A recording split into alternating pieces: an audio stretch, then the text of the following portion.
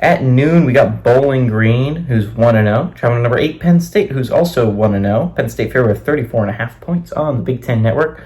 Connor Bazelak, flash from the past for any Penn State fans out there. Do you know what Big Ten team he played for?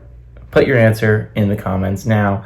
He went 15-22, threw for 168 yards in the win for Bowling Green last week. Turton Stewart had 14 carries for 161 yards and 3 touchdowns, and Harold Fannin Jr. had 6 catches for 67 yards. Drew Aller had a hell of a football game. We're going to be talking about that a little bit later in the video, but he went 11-17, threw for 216 yards, 3 touchdowns, 0 interceptions. Nicholas Singleton on the ground had 13 carries for 114 yards and a touchdown, and Trey Wallace had 5 catches for 117 yards, and count them, 2 touchdowns. Penn State is 2-0 against Bowling Green all time from 1987 to 1999. The closest game was 26 points. So I'm thinking, what's going to be really interesting here, again, Penn State looked awesome against West Virginia, right?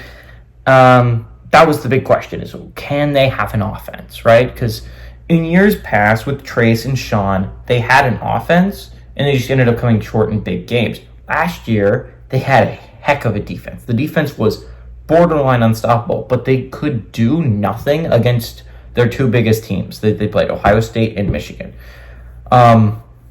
We still don't know if they're going to be able to do anything against either of those football teams. You don't play Michigan this year, play Ohio State, though.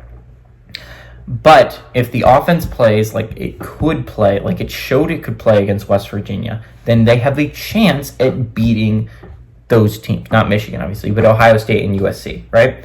The offense has to play that well. They do. If they want to win football games, and if you want to really compete on like a big stage, if you want a chance at a national championship, if you want to compete for that, you have to have a good offense. The defense is going to be good. Tom Allen's a good defensive coordinator. They have talent on the defensive side of the ball.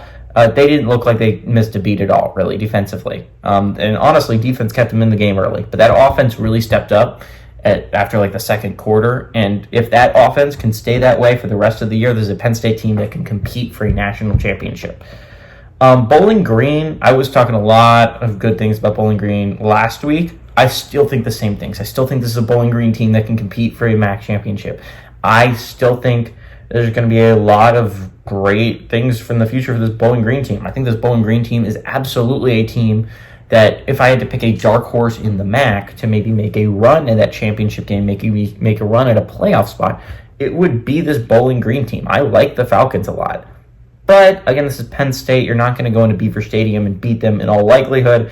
I like Penn State to win and cover at home.